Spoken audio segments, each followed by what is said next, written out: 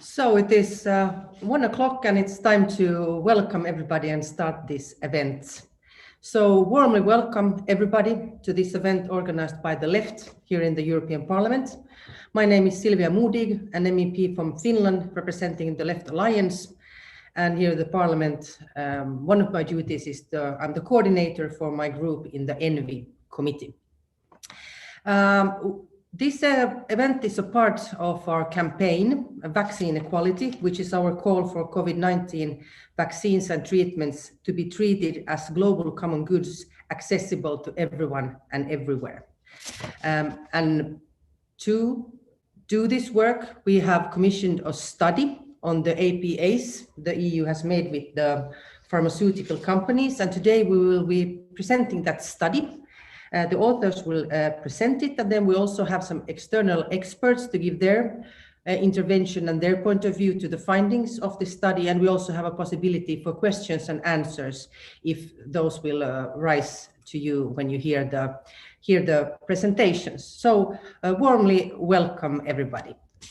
In June 2020, the European Commission was given a mandate to negotiate on behalf of the European Union's member states on advanced purchase agreements with pharmaceutical companies developing and producing COVID-19 vaccines. During that process, the Commission often talked about the vaccines as global common goods that should be available for everyone, everywhere. The commitment to promote COVID-19 vaccines as global public goods is also contained in the European Commission's mandate to negotiate the APAs on behalf of the member states. However, the reality of the past year has been very different. The European Commission signed a number of advanced purchase agreements with several companies for vaccines. These agreements determined the amount of resources deployed by the EU for the development of vaccines and the conditions attached to them.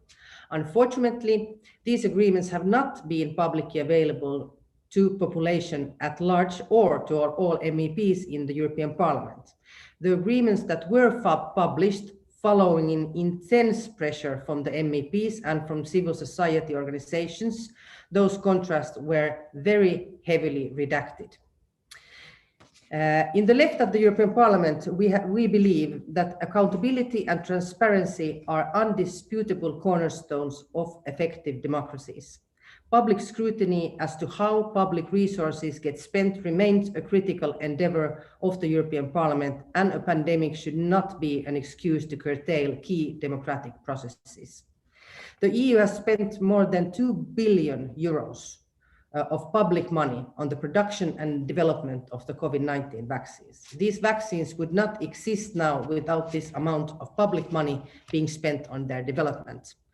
At the same time, during the year 2021, 9 pharmaceutical companies are expected to make 190 billion euros sales profit from COVID-19 vaccines.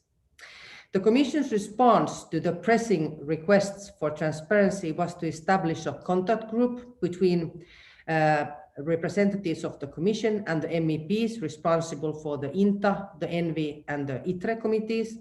The meetings are held behind closed doors with the obligation of not publicly revealing its contents. It is against this backdrop that this study was commissioned to Medicines Law and Policy with the objective of reviewing and analyzing the content of these agreements. The study aims to increase the public's understanding of the advanced purchase agreements of the vaccines and their implications. APAs are more than a mere technical paper, and the study aims to popularize some key content of the APAs and also bring them under the public debate that they deserve. So with these introductory remarks, I want to welcome all our panelists and our experts, and I would like to begin by giving the floor to the author who will present the study. And now I wish I am pronouncing this correctly, but please, Ellen et Hon, the floor is yours. Thank you, Sylvia Morik, for this introduction, and thank you for inviting me to speak to you in the audience today. I have a presentation which I will share. And I should begin by saying that I'm here accompanied by Pascal Boulet, who was one of the lead researchers on this study. And this will be a brief introduction, so we can only touch upon some of the highlights. And I would encourage everyone to read the full study to get a complete idea of what we have been looking at. So we looked at the advanced purchase agreements for COVID-19 vaccines. An advanced purchase agreement is one of those pull mechanisms that in this case were part of a strategy to accelerate the COVID-19 vaccine development, the research development and the availability. And these agreements do this by basically de-risking companies' investment in R&D through upfront financing and to promise the purchase of these resulting products. So that entices those involved in the development of these vaccines to make the necessary efforts and to make the necessary investments to make sure that these products become available. And in the case of COVID-19, of course, speed was of the essence. Now, these advanced purchase commitments matter, and looking at the details of the matter, because they have been reached against the context of very important policy promises. As you already, Madam Chair, pointed out, the European Commission had its own policy objective of promoting these vaccines as global public goods. This was actually made a negotiating directive in the agreement between the European Commission and the member states, and that agreement is attached to some of the advanced purchase agreement, but not to every single one. So the question is, was this commitment kept?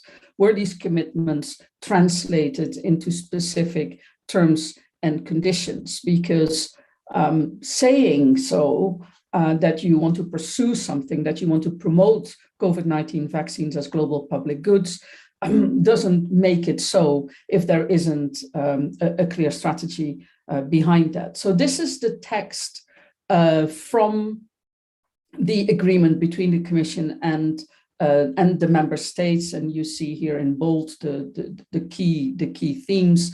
This is in the annex of that agreement that commits the Commission to promote the COVID-19 vaccines as a global public good, with attention to promoting wide access in low and middle income countries, and it would also seek to promote the sharing of intellectual property, in particular when such intellectual property has been developed with public support. And we've seen these kinds of policy demands made also by the Commission in other places. So the question we looked at was, in these APAs that we studied, how likely are the terms and conditions to ensure equitable access to COVID-19 vaccines? Have these policy commitments to promoting the products as global public goods been translated into terms and conditions? And we looked at 12 different themes of the following agreements. 3 agreements between the EU and vaccine manufacturers, AstraZeneca, CureVac and Moderna. We looked at the UK AstraZeneca agreement, and we looked at an agreement between the United States and Moderna. That agreement was a funding contract primarily for the development of the product, which ultimately led also to the purchase of 500 million doses. I should mention that the fact that some of these agreements were, well, the formally published agreements were heavily redacted. So everything that we have been able to conclude needs to be seen against that fact, because we didn't always have access to the full text. These were the themes that we specifically looked at. We did not look at every single word in the agreement. We selected these themes. That was done in collaboration with the left that commissioned the study to assess how these themes were translated in the agreement.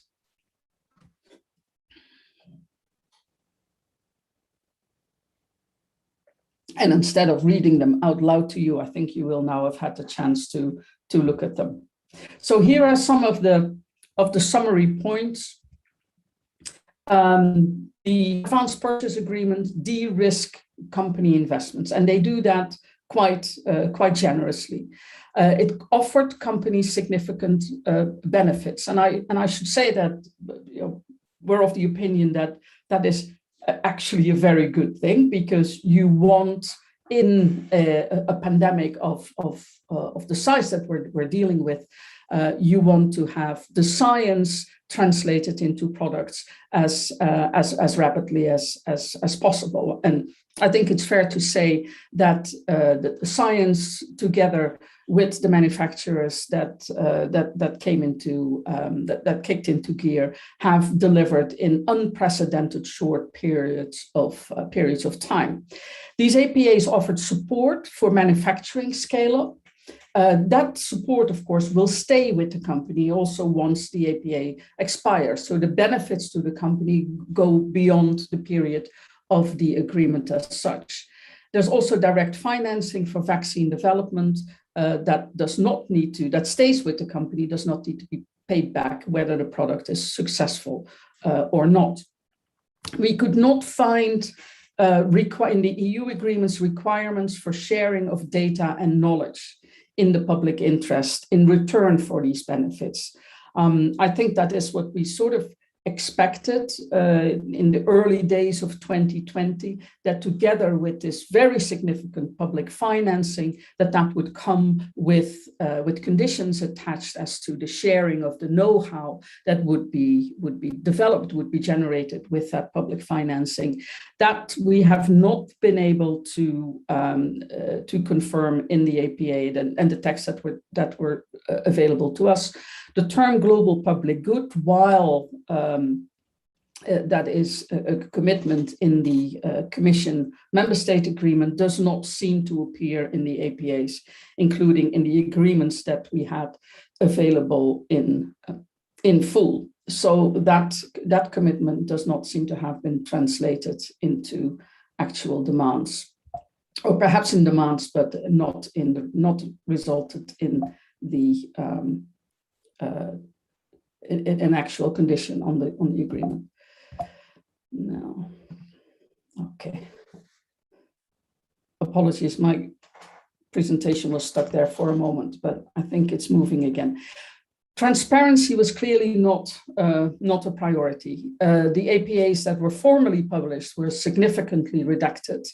And unredacted APAs were only available because they were obtained by investigative journalists, for example. So the public, in a way, is expected to trust the APAs are in their benefit, but independent scrutiny is difficult because of the very heavy redaction.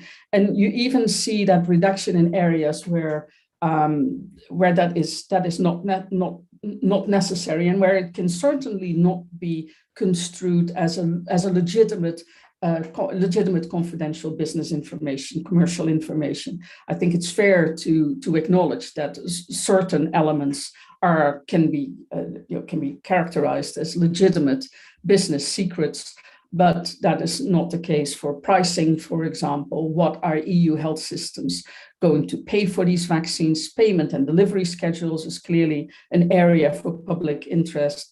Local production requirements, but also information about vaccine patents and licenses, for example, which actually should be are a matter of public information, and information about indemnification in case of liability. That is important information for the public.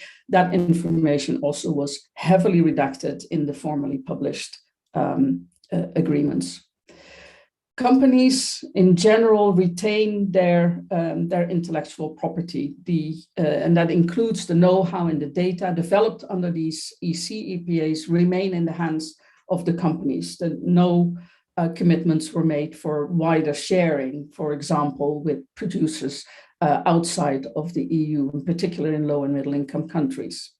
Companies are not required to share their intellectual property and know-how, for example, with the WHO COVID-19 technology access pool. And we think that is a bit of a missed opportunity, because these agreements would have been a good place to make such demands on the companies. This lack of sharing, of course, is also the background against which we need to see the proposal for a waiver of the TRIPS agreement, that is the agreement under the World Trade Organization that regulates the protection of intellectual property for the duration of the pandemic. That proposal is currently under discussion at the World Trade Organization.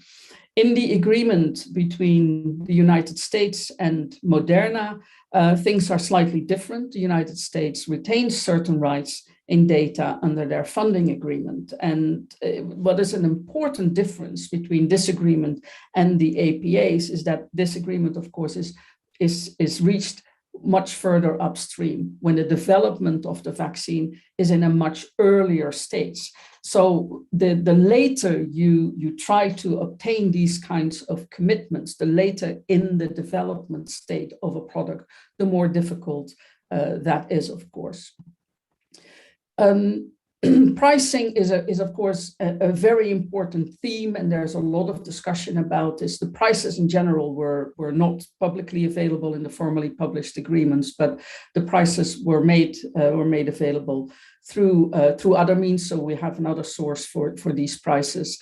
AstraZeneca committed to no profit, no loss during the pandemic, including a commitment to opening the books for verification to up to 5 years after the agreement. And I would like to mention here that there really is a difference between those companies in their approach as to assuring access to these vaccines, as to the pricing policies of these vaccines. I think AstraZeneca should be applauded for its no profit, no loss commitment, and also for its licensing strategies, because it was very early on. It had agreements, and of course, some of that's resulting as a result from the work of Oxford University, which is in the background of this product.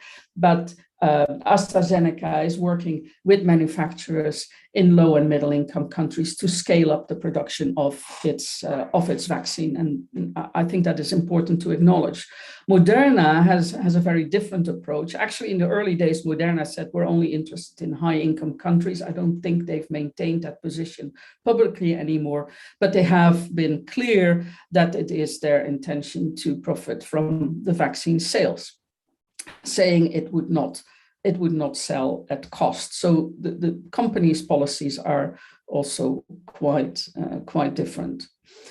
The indemnification clauses, as I mentioned earlier, were in general redacted. So a scrutiny by the public, or just informing yourself as public what would be the situation in case of harm, was not really possible.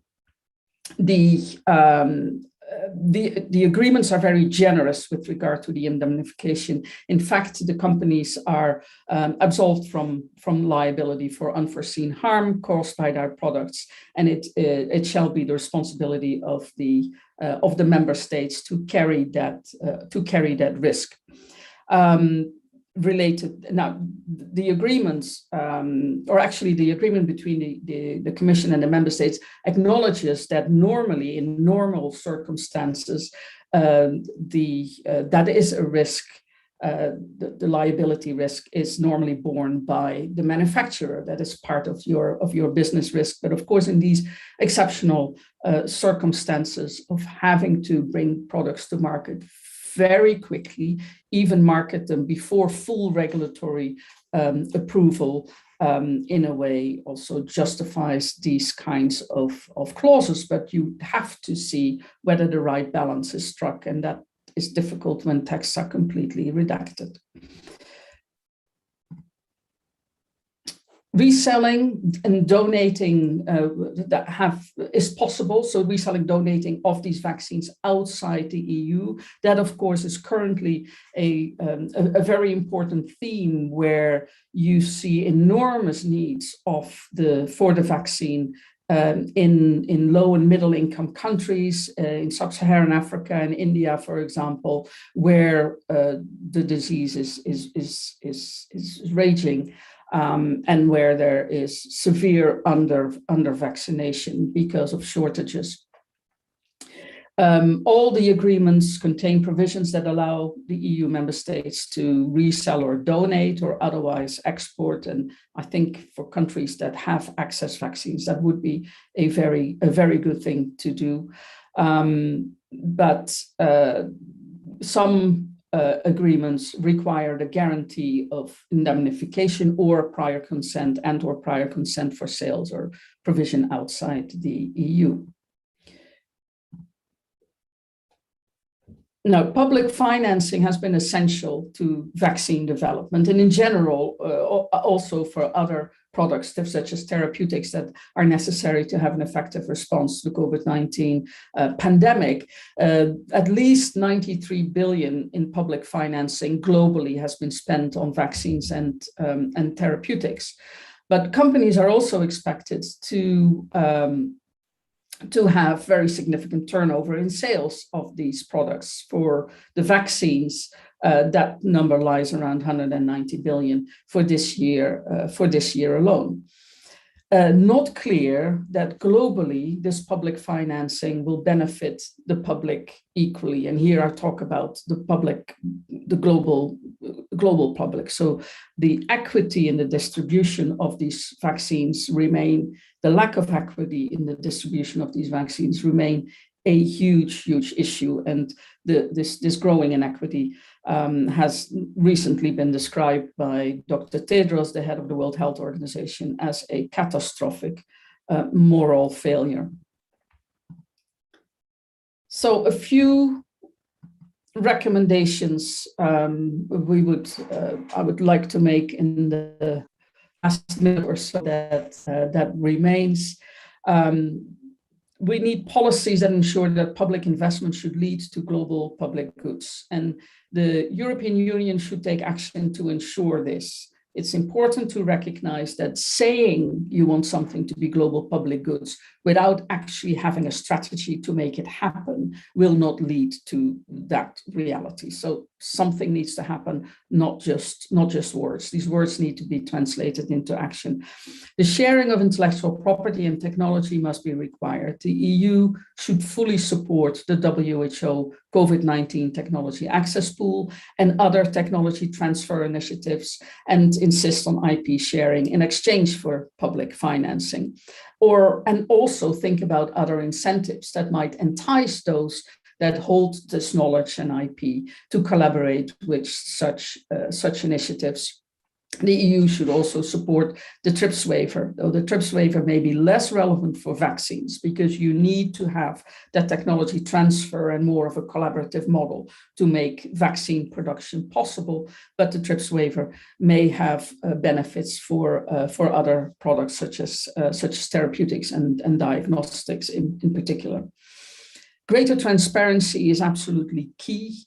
Not only because that is at the core of good democratic governance, but certainly in the area of vaccines and combating a pandemic that also asks a lot from the public, to offer transparency in exchange would be quite important.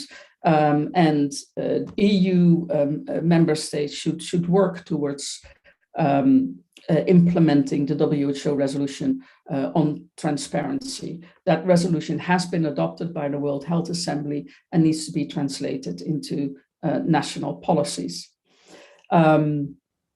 Further, it would be helpful if companies disclose what their contribution has been, what has their expenditure on the development of these vaccines been, to demonstrate that they have paid their fair share and also to help assess whether indeed a right balance is struck. With that, I thank you. I realize that I've only been able to sort of touch upon some of the highlights. Again, the full report is available, and if you're interested in looking at some of our other work, you can do that on this website. Over. Thank you so much, Ellen, for this. Thank you very much. It was really interesting. And thank you for the Medicines Law and Policy Research Group for doing this collaboration with us. I want to remind and encourage everybody to put in questions if you have them. There is a question and answers tool to be found. And through that you can post your questions. And we will get to those after we have heard the presentations and the interventions from our experts. And therefore, I'd like to give the floor next to Hans van Scharen, who is representing Corporate Europe Observatory, a non-governmental organization that conducts research and campaigns cornering corporate lobbying and influence in the European Union. So please, Hans, the floor is yours. Thank you, Sylvia, and thanks to the left in the European Parliament for inviting us and for this initiative. And of course, thanks a lot to Ellen Toon and her colleagues for conducting this study. I won't go into depth as a response to the study itself. It speaks for itself, the presentation speaks for itself, and obviously as CEO we fully share one of the key recommendations, that is the urgent need for more transparency, and that is precisely where the work of CEO comes in. Just to mention that I stepped in yesterday. Yesterday it became clear that Olivier Hoedeman, my colleague who was supposed to be the panelist today, he's ill, so I stepped in for him. I would like to quote him, however. Olivier, one of the creators and founders of CEO, has been doing freedom of information requests and using European transparency laws the past 20 years. And I quote Olivier, "I've never seen any dossier as bad as this one," being the negotiations between the European Commission and the BigPharma. So that is already quite telling. So the past months, or at least since September last year, CEO has been researching the European position in the international debate for more equitable access to COVID-19 treatments. And as has been indicated, it is absolutely paramount for combating the pandemic in an effective way. And well, a red line in the findings of all our research, and please interrupt me if my 10 minutes are past, because there's so much to say that I might be talking too long, so please interrupt me when the 10 minutes are past. But the red line is, of course, the incredible opaqueness of the decision-making process and the lack of transparency. And we are fully aware that especially the left, but also other, let's say, progressive members of the European Parliament have voiced on several occasions a great concern that 1 year after the start of the pandemic, or already more than a year, most of the information is kept secret. And the fact that it needed leaks and investigative journalists to allow experts like Ellen Toon to do the analysis of the contracts is already obviously quite telling. As far as we know, the European Parliament, just to give one other example, is still waiting for the European Commission to explain where the around 3 billion euros in public money, on what and to whom they have been paid, and for doing what exactly. So the breakdown numbers of public spending has been requested since, if I'm not mistaken, since February this year. And the European Parliament, who is, after all, the control institution, the institution that needs to control budgetary spending by the European Commission, is still waiting for this number, for these numbers, sorry. In September last year, CEO filed several information requests to the European Commission, not only to have access to the contracts, the APAs, but also to have all minutes of the negotiations between the Commission and the pharmaceutical companies. It required, basically, as I said already, I quoted Olivier, the process has been incredibly slow. and reluctant from the side of the Commission, which led then to a complaint to the European Ombudsman. And the European Ombudsman started her inquiry in January this year. And in a letter, as a result of that inquiry by the Ombudsman, DG Santé replied on February 17 to the Ombudsman saying that they would release 365 documents. This announcement has been made officially. Now, we have been writing to the European Commission in May that we still hadn't received any of those documents. Now, early June, the Commission has released 80 documents of the number announced, but as you would have expected, unfortunately, most of those documents were heavily redacted, so basically they were unreadable. The justification that the European Commission gave us is, and I quote, protection of commercial interests of a legal person and the protection of the decision-making process. So the Commission argues that giving access to the requested information would distort competition in current and future procedures because of its commercial value or because its disclosure can prejudice the legitimate interest of economic operators who participate in the relevant procedures.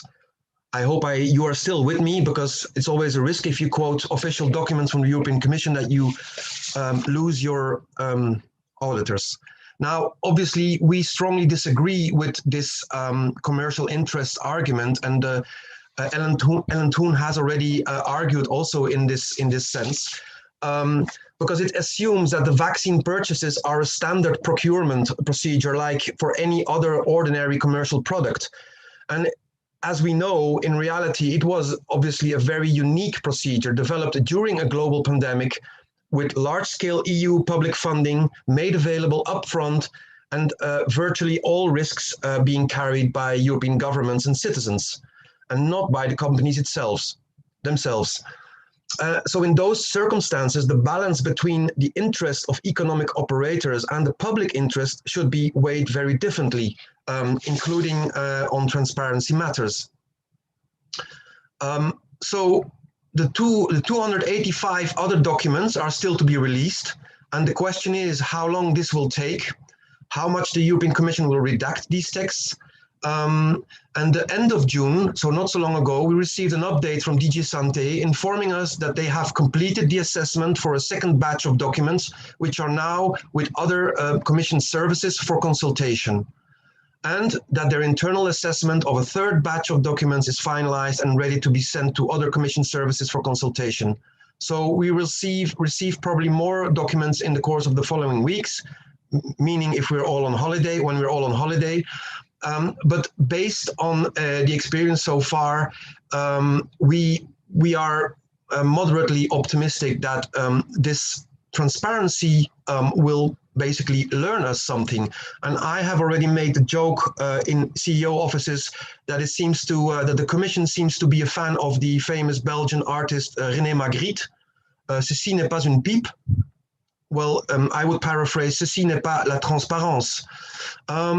So there are many crucial questions, obviously, about the EU vaccine deals that, according to CEO, urgently need to be answered. Because, as you know, the Commission is negotiating new contracts, especially with Pfizer, which is, if I may have a critical remark on the study presented today, that the big elephant in the room is obviously the deals being made with Pfizer, the obvious darling company of the European Commission. I want to recall the press conference held by European Commission President Ursula von der Leyen and the Belgian Prime Minister Alexander De Croo on the 23rd of April in one of the main plants of Pfizer in Belgium, in Puurs. And well, just a little paraphrase on that.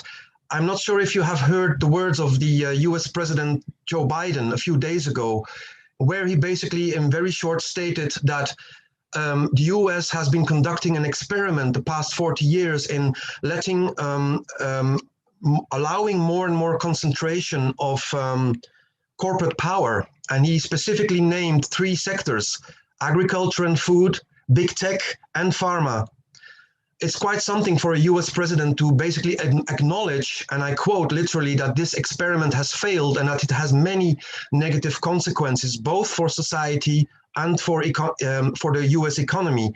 But when it comes to big pharma, we really strongly have the impression that the European Union, or at least the European Commission and the member states, are far from having drawn the same kind of conclusions, because we have, during our research, basically come to the conclusion that when it comes, for example, to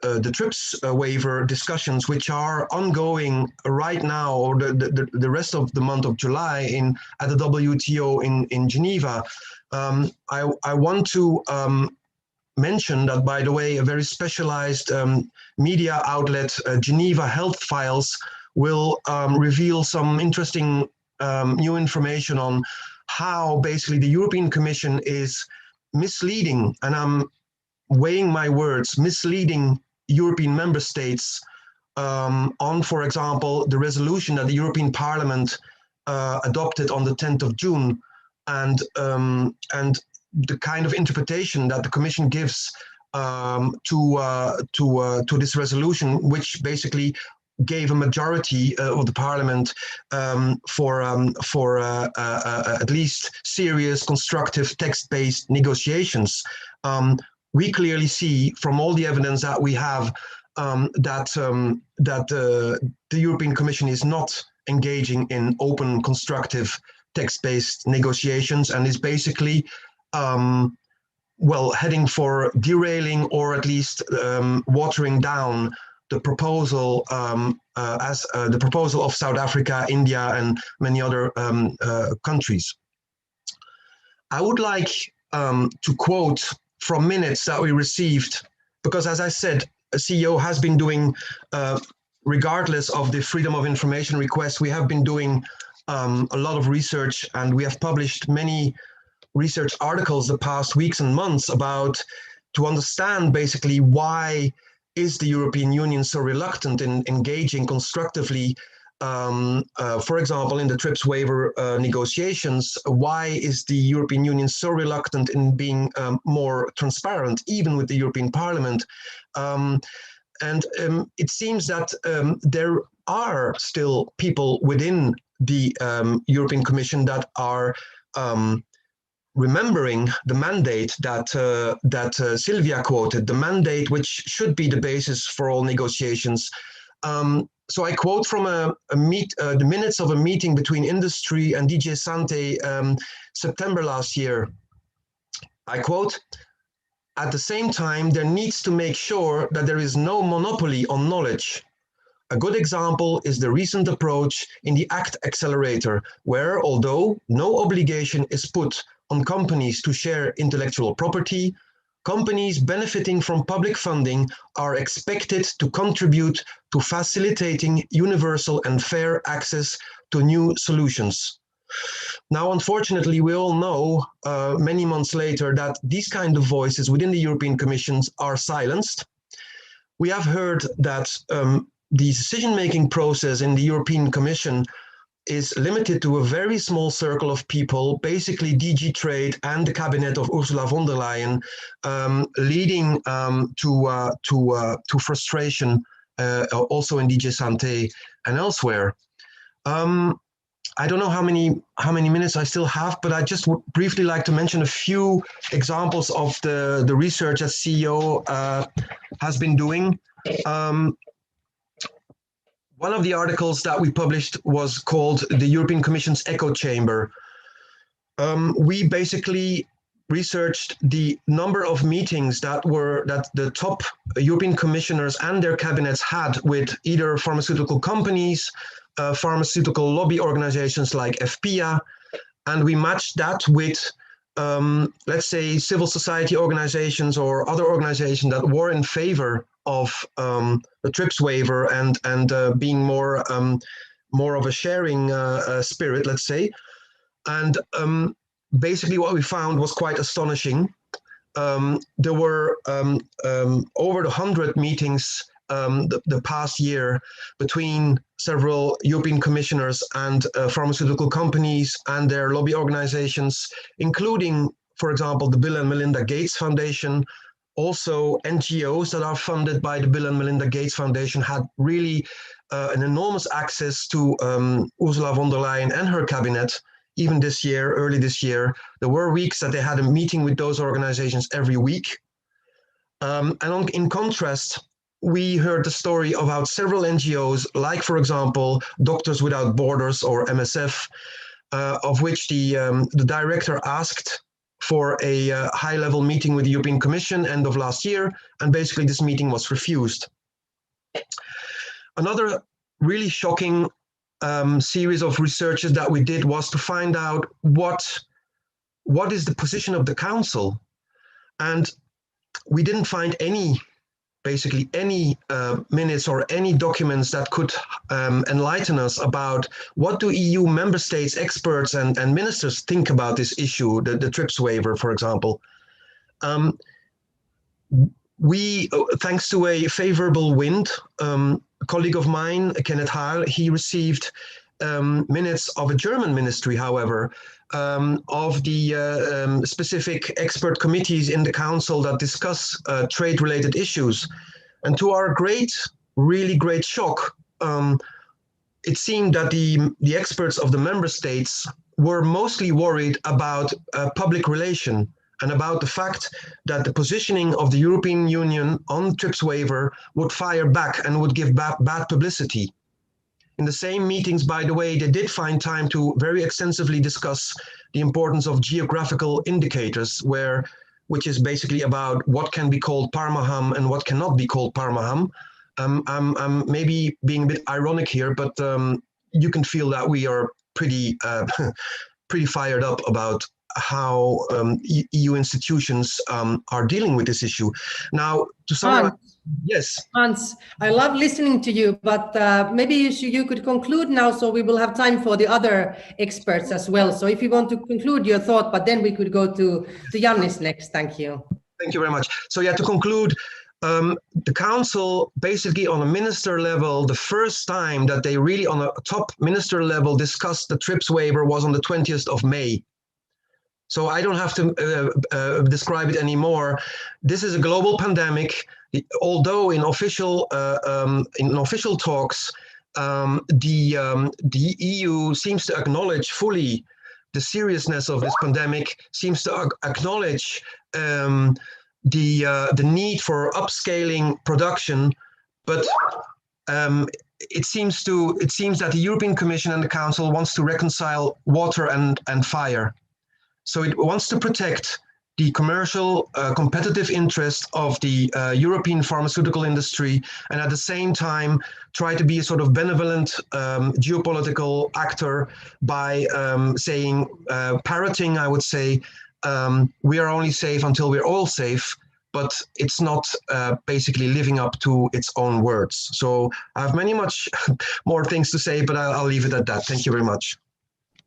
Well, thank you very much, Hans, and we still have questions and answers, so we can obviously probably we'll continue. Next, I would like to give the floor to Yannis Natsis from European Health Policy Alliance, where Mr. Natsis leads the work on the advocacy for better and affordable medicine. So Yannis, please, the floor is yours. Thank you, Sylvia, and thank you very much to the left for fostering this very timely highly relevant, I would say, discussion. It takes me back to exactly 1 year ago when you remember it was in June 2020 when the EU vaccine strategy, the joint procurement initiative essentially, was launched.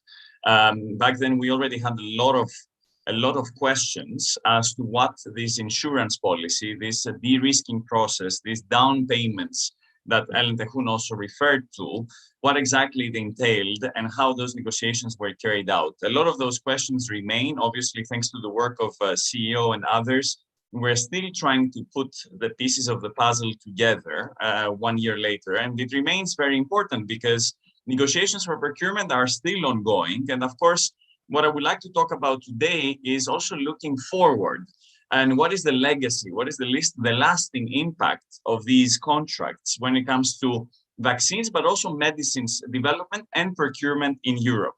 It is fair to say that exactly 1 year ago, in July 2020, we weren't even sure that we would have some successful vaccine candidates. And it is also fair to say that back then, for everyone, it was quite a learning curve, especially for the European Union to embark on this tricky journey of conducting those negotiations over products that were not there. And of course, governments were quite demanding from the pharmaceutical companies, expecting them to deliver vaccines yesterday. And of course, companies jumped on the opportunity to revamp their image and to create a lot of precedents and fait accompli, taking into consideration that governments felt, and to a large extent still feel, dependent on the industries.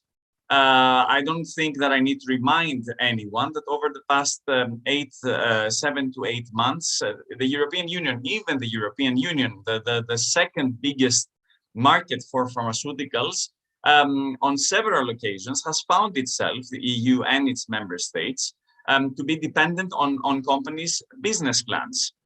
What worries me, Silvia, today is that I see, as a result, obviously, of the pandemic and of this incredible health emergency, I see an unprecedented politicization of pharmaceuticals.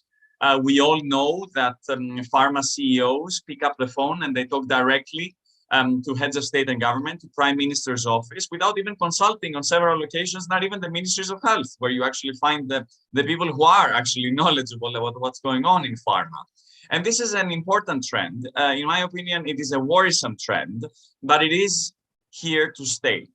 It is here to stay with us. We see that also in Brussels. It's clear now, there's a lot of investigation also from the press, that a lot of the instructions came directly from the president's office, and it trickled down to DG Santé. Let's be honest, the DG Santé, traditionally, even before COVID-19, hasn't been extremely powerful or influential within the Commission dynamics. And of course, everyone, as it is also on the national level, the ministries of health, people were overwhelmed, and to a certain extent, they still are overwhelmed and tired from the management of the pandemic. But this politicization means that companies enjoy wide open doors.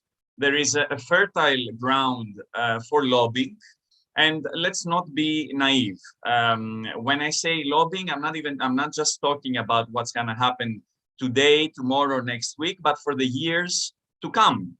And of course, there is also an opinion in Europe, which seems to overshadow everything else at this stage, that we should all focus on boosting the industry's competitiveness and attract more investment in Europe, which in principle sounds right. But what we see and what we've been seeing over the past months is that we are essentially talking about a carte blanche, a blank check, which is given to the industries. And the industries, of course, they're not naive. They are quite smart. They know that this is the right time to create, as I said, lasting precedents that we see also when it comes to regulatory flexibilities, issues of pricing. I fear really that we're moving towards a debate which contradicts even the health commissioner's mandate. I remind you, the first line in Stella Kyriakides' mandate says that the commissioner needs to prioritize the supply of affordable medicines. And I fear that now, in light or in the aftermath of what has happened over the past year and a half since the outbreak of this pandemic, we're moving towards a stage where it's access to anything and everything, no questions asked. And even the issue of high prices is taking a backseat. I'm really worried because at the same time, this is combined with an astonishing lack of transparency.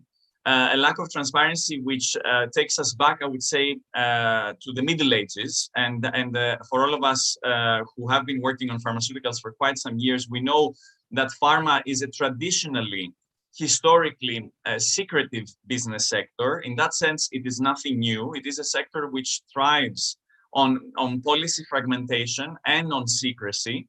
But I see now that in spite of some promising baby steps towards more, let's say, transparency, you see, I'm quite hesitant, but we've seen some promising signs over the past 5-6 years. But now, unfortunately, under the pressure of the emergency, we see that also governments are starting to say, we need to get down to business, no questions asked. Where does this leave us now? Because I said that I want us also to think a bit looking ahead. We know that health policies and pharmaceutical policies, because this is where the money is and a lot of the competence lies, headline the agenda in the European Union. And that is why I think I think the industry loves the legacy of upfront payments, advance payments.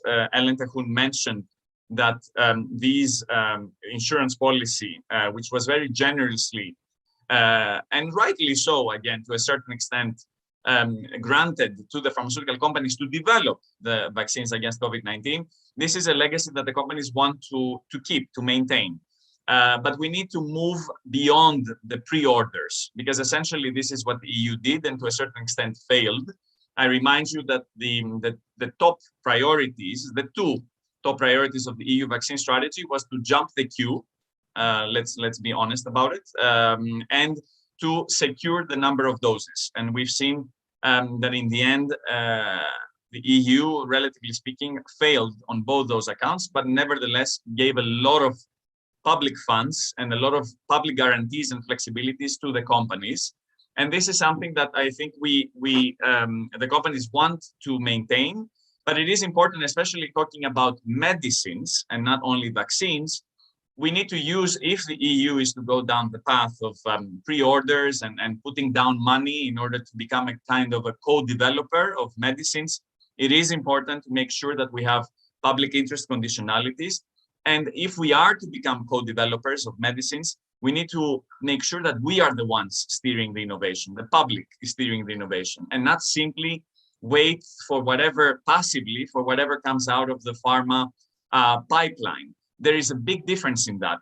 We need to move from a paradigm. The current paradigm is that we are simply passive buyers to becoming empowered, passive payers to becoming empowered buyers, well-informed buyers who know what is happening in the medicines development, especially when so much public funds. And let me be even clearer and more nuanced.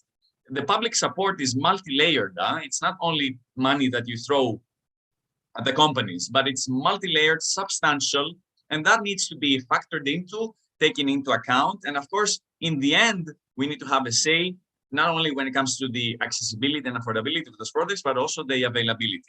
One of the good precedents, I think, that we see here with the vaccines is that the vaccines, I'm talking about Europe, I'm not talking about the global equity. I think that is a huge a black page, I would say.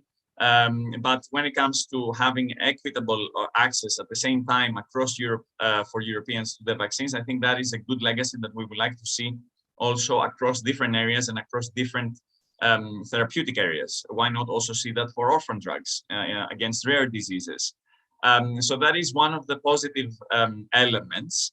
But I think what is really important, and I would like to sum up here to allow for a discussion, especially that now everything is digital, and especially that now, as I said, we have this incredible politicization, the wide open doors for pharma CEOs, BigPharma, but also other companies to have this direct channel of communication with the highest levels of political power and influence. It is important to really fight for accountability and transparency, because this is becoming a serious I would say governance issue, especially when it comes to public health and to trust, also when it comes to even to the confidence in vaccines. and many other topics. Patient safety, we talked about the liability and indemnity question, and so many other issues that came to the surface. On the other hand, you know, governments, for the first time, there are some positive elements. Governments have insights into how medicines and vaccines are developed, and they are trying to understand how the supply chain works. These are areas which even public authorities have no clue about. And unfortunately, we see them relying exclusively on the feedback and on the inputs of the companies. So these are elements, long story short, I think all of the issues are on the agenda, everything from IP to, as I said, supply chain resilience. But for that, we really need to guarantee a level playing field, because otherwise these debates, especially now because everything is happening at light speed and a lot of things are happening at the same time, there's going to be a very high degree, it will be quite impossible to scrutinize everything that is happening. And this is a challenge for civil society, but also for public authorities. Thank you very much. I will end up here. Thank you so much, Yannis. Thank to all the speakers, very interesting presentations and interventions. You are really painting quite a problematic picture. I mean, we must take into consideration that when the pandemic started, it was a unique situation. We hadn't been in it before. We had no time. The hurry was horrible. Of course, then mistakes can be made, and when things are done for the first time in a horrible hurry, mistakes can be made. But now we are a year and a half into this, and it looks like the new APA agreements that are being made will follow pretty much the same footsteps as up till to now. So now I don't think after a year and a half there isn't any more excuses, and we must understand that in this pandemic we also create new structures, we create new norms, we create new ways and models how things will then evolve and play in the future. So I want to thank you for these remarks. As the Vaccine Equality Campaign for the Left, our main goal is to guarantee vaccines for all and global justice. As we now know, the rich countries have bought enough vaccines for themselves, triple the amount they need, and the rollout and distribution in poorer countries is lacking really, really badly behind. So that's why I want to take the first question from the audience about the TRIP waiver. That is a big discussion going on. Still some member states and the EU opposing waiving the rights for momentarily on the patent.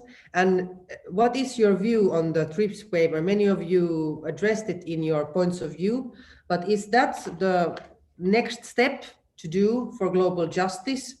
Or what other measures than the TRIPS waiver do we have in actually making the COVID-19 a global good? And would the TRIPS waiver, it may not be as fast and as and a solution that some people wish it would be. It would take time because you need technological transfer and all, but your position on the TRIP waiver, that's priority for us now.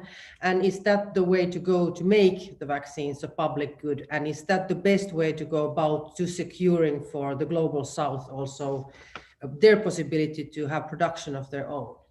So maybe we could go in the same order as you gave your presentation. So Ellen, please, if you go ahead first. Yes, yeah, thank you for that question. I think that the TRIPS waiver needs to be seen against the failure of earlier developments very early on in the pandemic. Those working on global health and those at the WHO, for example,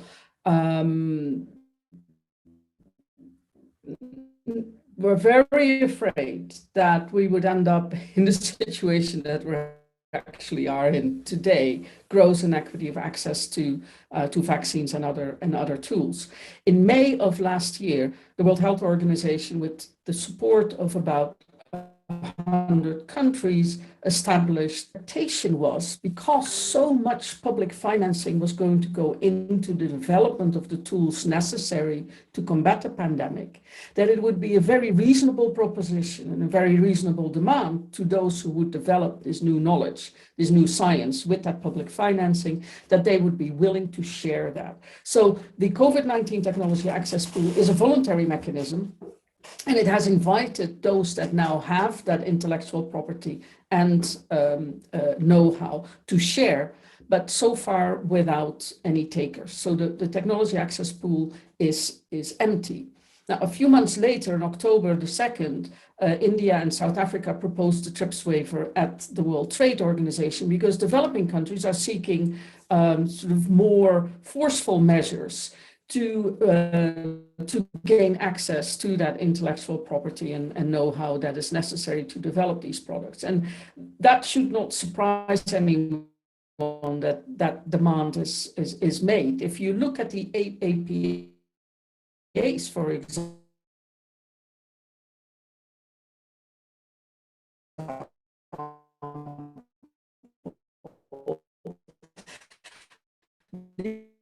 EU systematically requires local production of vaccines within the European Union. So that is, in a way, the same demand that low and middle income countries are now making. They're saying we need to be able to produce these vaccines. But here is the technological challenge, that to be a level of transfer of that technology, of transfer of that know-how, in a way, a level of collaboration. And it is, in my view, a policy failure that has not been part of the demands by our governments when they decided to spend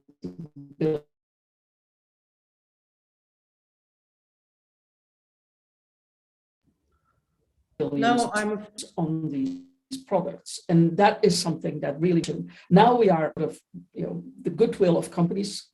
It has happened in the past with the HIV, and we can't afford that now. Over. Okay, thank you very much. Little bit breaking up your connection, but we got most of it. So Hans, will you want to continue, please? Yes, thank you. Well, I think Ellen Toon has mentioned most important, very true arguments. But just a little remark, for those that have access to Netflix, I really recommend, if you don't know it, to watch a documentary called Fire in the Blood. And it is sort of a reconstruction of what happened 20, 30 years ago concerning the HIV AIDS epidemic, and how companies like Pfizer have played an incredible role in basically blocking access. Remember that the medicines were sold at $15,000 a year in the US, whereas an Indian company in the end of the 90s basically made this medicine, available for around $360 a year. But so that was possible, and it was blocked still for years and years, which basically led to, I think I remember the figure of 10 million unnecessary deaths in Africa. That's quite a number if you think of that. And when you think of the terms, well, let me stop there. I just want to maybe refer to another document that CEO got hold of. It is minutes of a meeting of the pharmaceutical lobby with the Commission in December 2020. And it was about the intellectual property rights and the TRIPS waiver, where FPA said, and I quote, "Waiving intellectual property rights is an extreme measure for an unidentified problem."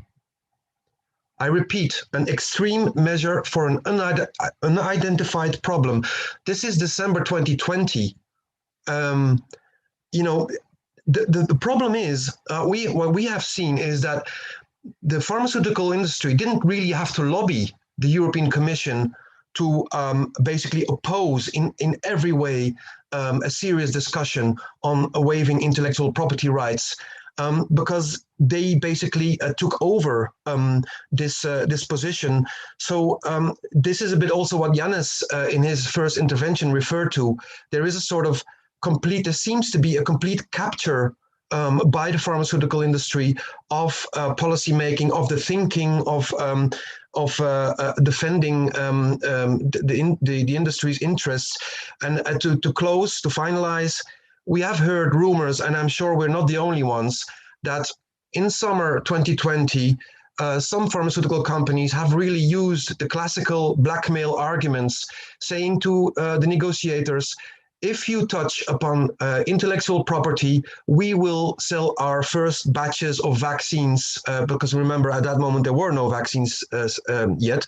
We will sell the first production of vaccines elsewhere in the world. And the same rumors we have heard, for example, about Belgian government being blackmailed, getting calls directly from CEOs from pharmaceutical companies that if Belgium would join the US administration in supporting the TRIPS waiver, and there are still quite a number of ministers who are favorable to the US and the South African and Indian position. The blackmail there was, well, Belgium, if you do that, we will maybe delocalize production sites from Belgium to other countries. We cannot prove this. These are very strong rumors, but they come from good sources.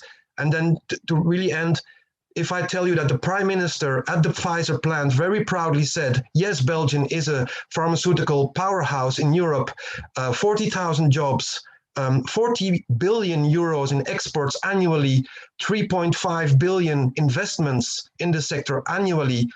And of course, as Yannis said, we are not saying that this is a bad thing, that Belgium is a pharmaceutical powerhouse, but in a pandemic, it shouldn't be that the economical interests of a country like Belgium prevail over global health.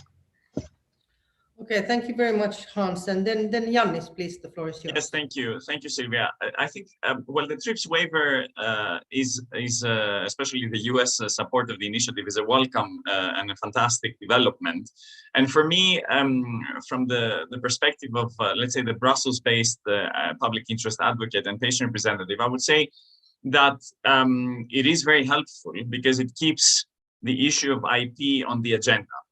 And we know, obviously, that IP is the cornerstone of this business model, obviously. And I think that for us in Brussels, it is very important to keep in mind that the European Commission has put more or less all of the key elements of the EU pharma legislation on the table as we speak, including the review of the orphans and pediatrics legislation or the setting up of HERA. The EU seems to want to follow in the footsteps of the US agency, US BARDA.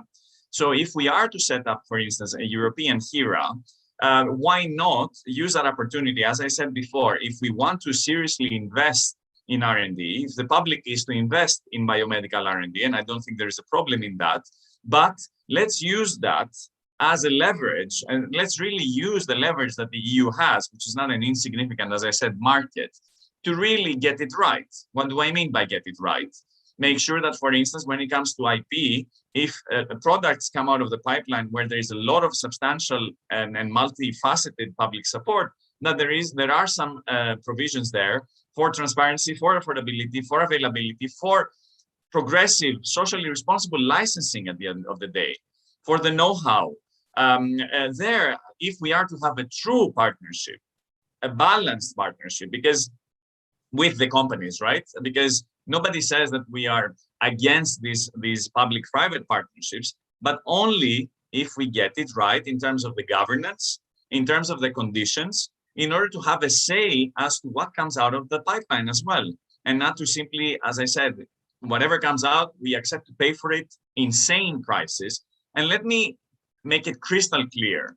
Right now, perhaps, in Europe, we are in this privileged position where governments feel that they are capable of simply spending without any limits, and the money is cheap. And perhaps this is why there is a bit of complacency, I would say, that the problems, for instance, the issue of high prices of medicines is not so much of a problem right now. But I would like to remind you that once the issue, when the money is no longer as cheap as it is now, there will be the issue of the high prices of medicines, for instance, is going to come back to haunt us. And to really, the issue of high prices is going to come back to bite for all healthcare systems in Europe, from Cyprus all the way to Denmark. And we should never forget that, because right now we think that it's all about attracting investment, boosting the industry, as I said and explained why this is happening. But this is going to come back as a boomerang and hit us. And this is why I think what worries me is that we know that the issue, for instance, of high prices of medicines is systemic. It is a political, it is one of the series of imbalances that we have in pharmaceutical systems in Europe and beyond. And therefore, just to wrap up, I think the IP discussion, we have opportunities, specifically when it comes to the orphans review in Europe, is a discussion that we need to keep open. There are clear competition implications as well. I think we also need to look at the mergers and acquisitions, because we know how BigPharma works. Actually, you know, they just acquire, they buy other smaller biotech and startups, and then they kill the pipeline, and then this is actually what keeps their shareholders, their share value high. So I think there are opportunities for the EU to engage in order to really use its leverage and to set the rules of the game, rather than simply, you know, throw money at the companies. And you remember, Silvia, there were a lot of people who said, oh, you know, the EU was stingy and we should have paid more for the vaccines. And this is a very dangerous narrative. It is a narrative which is supported by the proponents of pharma, and who think that vaccines need to cost a fortune, like how much should we pay for the traffic light because it saves lives, or the midwives, or, you know, it's a very dangerous and misleading narrative. And of course, we need to see where the prices are for the vaccines during the ongoing rounds of negotiations for the procurement, which is happening as we speak. Thank you. Well, thank you, Yannis. And that brings me directly to the next question that has been presented.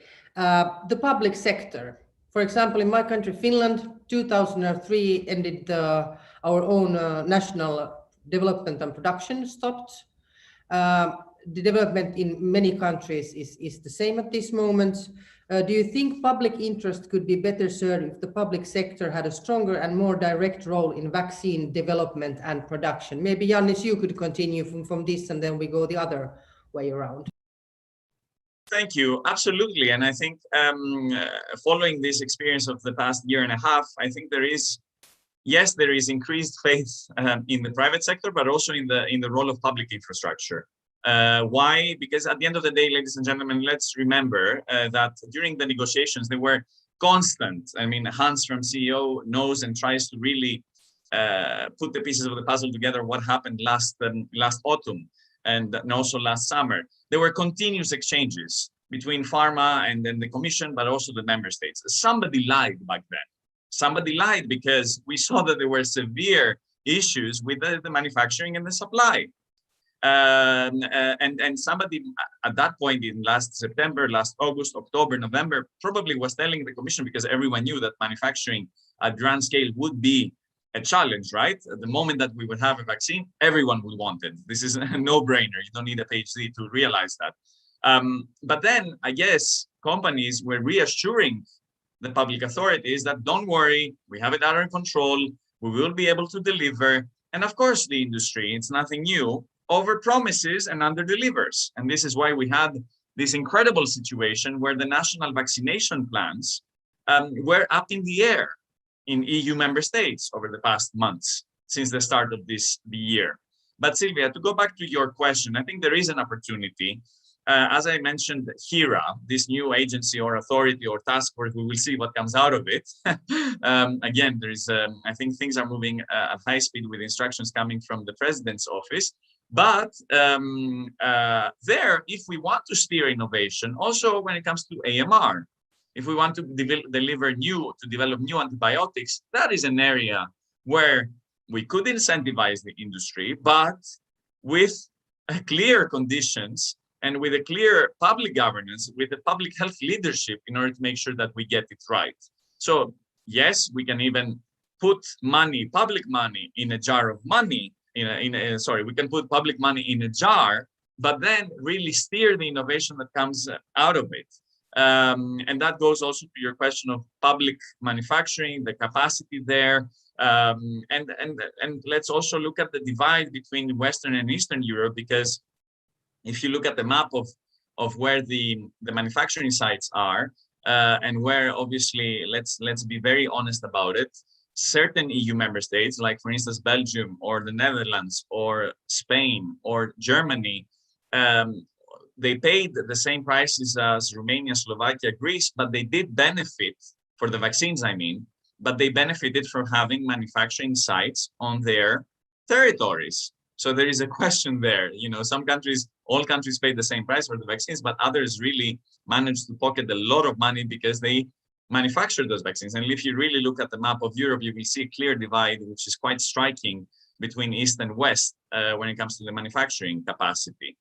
So yeah, again, there are opportunities in light of this pandemic, but we need public health leadership for that, to seize them. Thank you. Thank you, Yannis. Hans, do you want to come in on this? I think Yannis and Ellen are much better placed than me to answer this question. I just would like to point out to an in-depth report that CEO published in May last year, end of May last year, which basically researched the public-private partnerships that Yannis already mentioned. And one of them was the IMI, which is the public-private partnership for pharmaceutical research between the Commission and the pharmaceutical sector. And to cut a very long story short, what we found was basically that the FPA, the pharmaceutical lobby organization, is in the driving seat. And when it comes to attributing billions of euros, taxpayers' money, and deciding which research projects get public money and which don't. So, I mean, just again, to cut a long story short, there's a lot to say about this, but the new public-private partnerships are being designed as we speak. There is a lot of European research money on the table in the next MFF. So this is really, I think the European Parliament also should really scrutinize this, even if the MFF is already agreed, but there will be a lot at stake the coming years. Ellen, please. On the public production and development, and if you also have the view on a broader view on what kind of health policy development we should need in Europe for us to hopefully, the next time something like this occurs, which I think is a question of time, we would be better prepared. Please, Ellen. Yeah, I'm happy to. I'll turn off my camera because I have real bandwidth issues. I don't know exactly what's going on, but it's probably best if I turn that off. But you'll hear my voice, so you know I'm still here. Well, first of all, I think what this pandemic has really put the spotlight on the role of the public sector and on the role of public financing. And it in fact has revealed the fault lines also. In particular, the issue of how far do you want to go to allow the privatization of public resources. So in the context of HERA, for example, which Yannis also described, there's a real opportunity there to get it right, to shape things in a different way and make sure that these public investments also lead to public returns, but also that there is an element of global solidarity built into them so that the information, the know-how, and intellectual property can be shared with others. I think that would be very, very important. Second, there are lessons to be learned from this COVID-19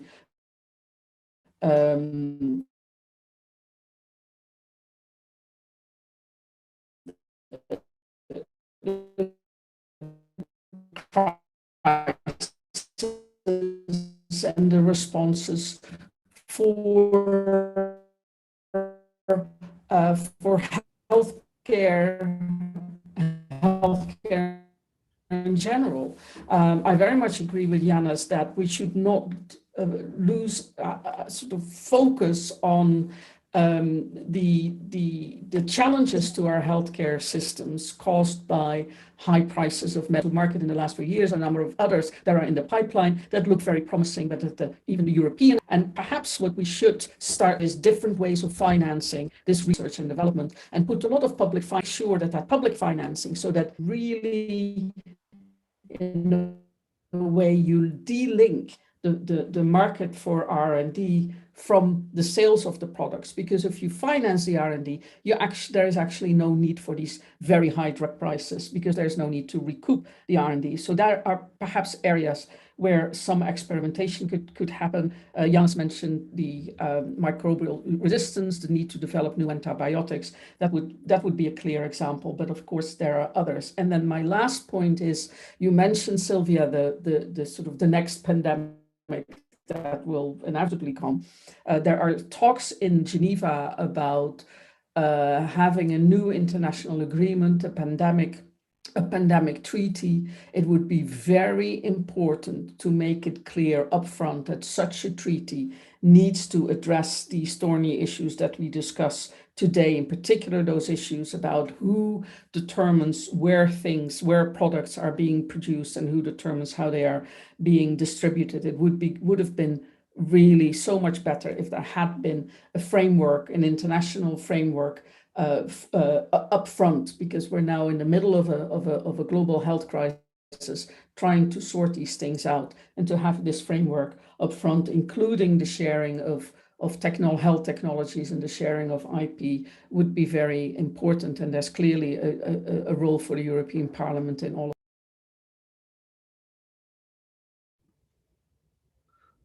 Thank you very much, Ellen. Those were very, very good closing remarks, and you gave the review of the future and some advice on what are the key issues in the future for us to pinpoint. I want to thank all the experts. I want to thank Ellen and your whole research group for doing this study. I think you have done a good job and participated on your behalf in this discussion that we need so much, because this pandemic, like, it hit us straight in the face in the way that now people are coming out of it, and now we need to make the public aware where the transparency problems are, and make them aware of the possibilities that this is not the only way to run things, and to raise that public critical discussion, which is so important for building the pressure. I want to thank you all, the panelists, for participating today, and of course I want to thank you all for the extremely important work you do in your organizations. I would now like to give the floor to my colleague Katarina Konechka, who is an MEP from the Left Group, also a member of the ENVI committee. And Katarina is our health expert, and I was hoping that Katarina could give us her conclusions and closing remarks for this event. So Katarina, if you are there and you can hear me, please, the floor is yours. Thank you, Sylvia, and thank you, everybody. Dear participants, dear colleagues, guests, first of all, let me thank the authors of the presented study, because I think that really did a great job. When we criticize advance purchase agreements with the BigPharma already more than half a year ago, our concerns and remarks were often downplayed by the European Commission and the member states. Unfortunately, the presented study not only confirmed all our concerns, but raised some new ones. However, we have now finally something in our hands that we can use in our further work and as leverage in the negotiation with the European Commission. And from this, thank you, really, thank you very much. When it comes to transparency and intellectual property rights, we found that the EU contracts are even worse than the US or the UK ones. This is not shocking at all. The European Commission is well known for its negative approach to any reform of patent law, both within the EU and within the WTO. It has become too absurd that even USA gave us a lesson on the patent solidarity. Next time the EU should support vaccine technology transfer, and thread the patents which developed was mostly financed from public money as a public good. From my point of view, the most important thing now is for the EU to learn from the past mistakes made in concluding APAs. Unfortunately, as the shadow rapporteur for all the legislative files from the package of the new health union, I can tell you straight away that as far as patents are concerned, nothing will change in the near future. Our efforts to reform the use of compulsory licenses within the EU are failing. This issue does not seem to have a sufficient support even within the European Parliament, which is a shame. At last, we have made some changes for the better in the area of transparency of future APAs and the publications of their texts. Nevertheless, the transparency of the entire pharmaceutical industry must change dramatically. Today, we do not even know how much money pharmaceutical companies have invested in the development of their vaccines.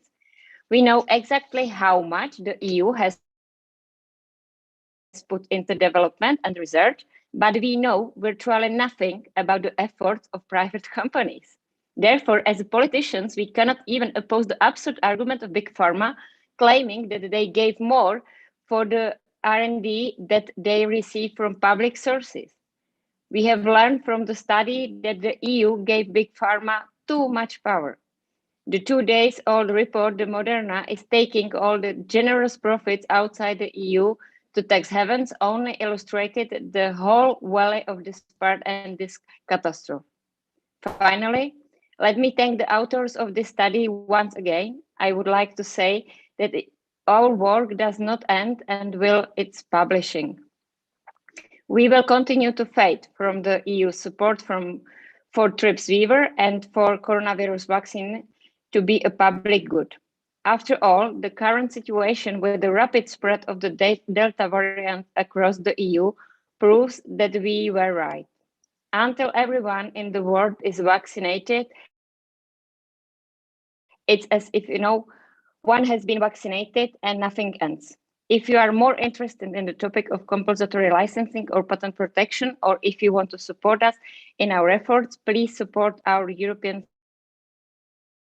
Citizen Initiative, non-profit of pandemic, or visit the Vaccine Equality website. Once more, thank you very much for your data.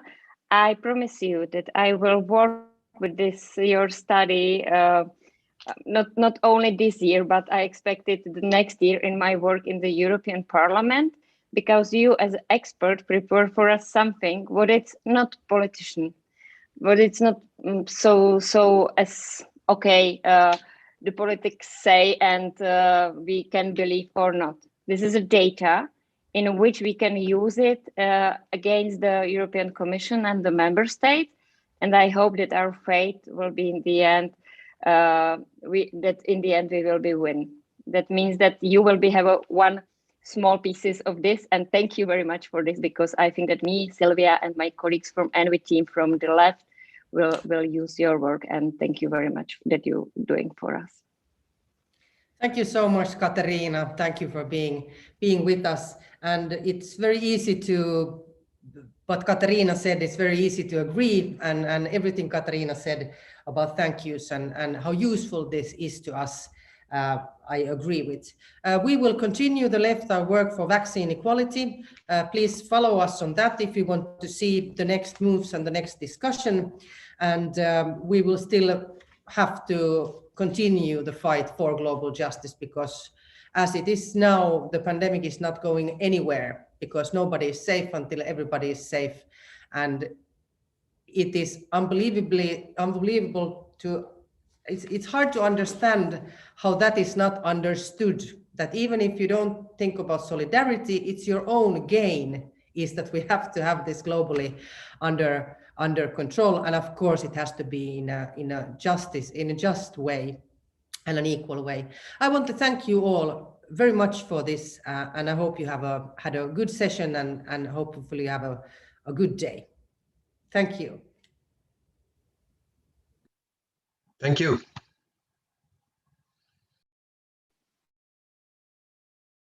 Thank you. Bye.